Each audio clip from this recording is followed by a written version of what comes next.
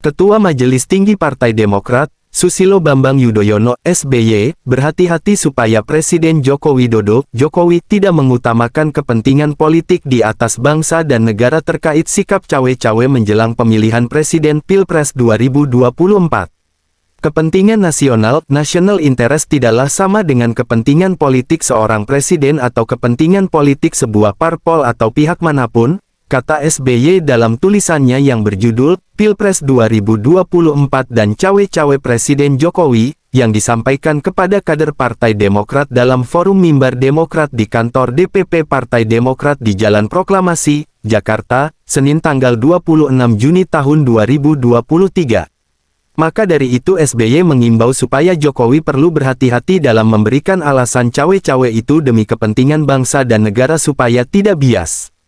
Tentang kata-kata bahwa cawe-cawe yang akan dilakukan itu demi kepentingan bangsa dan negara, mungkin ini yang Pak Jokowi perlu berhati-hati. Dalam mengartikan kepentingan bangsa dan negara, khususnya jika dikaitkan dengan Pilpres 2024 mendatang harus tepat dan tidak bias, ujar Presiden ke-6 Republik Indonesia itu. SBY melanjutkan, dalam beberapa literatur mendefinisikan berbagai tingkatan kepentingan negara, mulai dari yang bersifat hidup matinya sebuah negara, survival interest disusul dengan kepentingan negara yang vital interest dan kepentingan besar, major interest. Dia mengatakan, jaminan terhadap keselamatan, kedaulatan dan keutuhan Negara Kesatuan Republik Indonesia (NKRI) adalah survival interest, terlindunginya keamanan negara dan terjaganya ekonomi nasional sering diidentikan dengan vital interest, ujar SBY. Jadi, kalau mengatakan bahwa cawe-cawe itu demi kepentingan bangsa dan negara perlulah rakyat Indonesia diyakinkan bahwa cawe-cawe Presiden Jokowi benar-benar demi kepentingan bangsa dan negara, lanjut SBY.